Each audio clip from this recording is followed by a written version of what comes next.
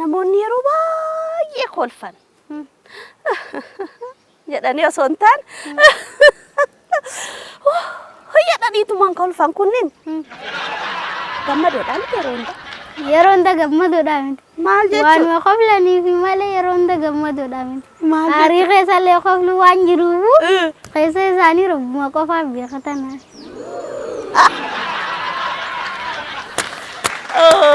kanaafuu namni kolfeef qofa gammachuudhaan gammadaadha yookaan immoo gammachuun keessa isaa jira jechuun hin danda'amu.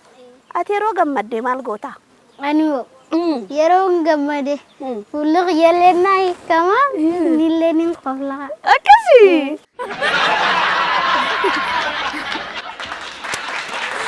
ajaa'iba rabbiiti babbareedda jechuudha. Eenyutti baate baay'ee bareedda garuu. ani ummaatiyyatti Ummaatii fakkaata? ummaatiyyaatu sirriitti irra bareeda Abbaan kee dhageenyaan garuu sindeessu. maal Maal ani bareedu yoo siin jedhe hoo?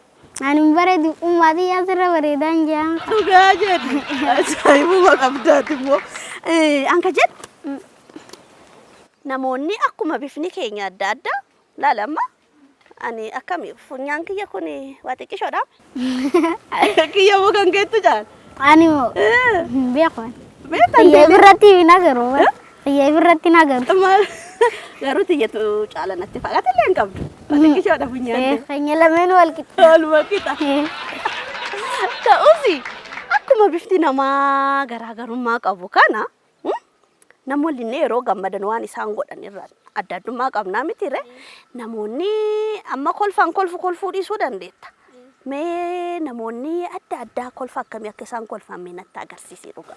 tokko tokko jechaa qabalan tokko tokko jechaa qabalan tokko tokko jechaa qabalan akka nama jechaa qabalan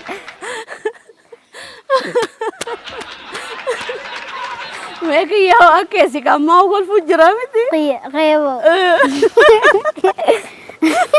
yattaati bu Ajaa'iba rabbiiti tola. Hangana kolfine nun ga'uura. ni ga'a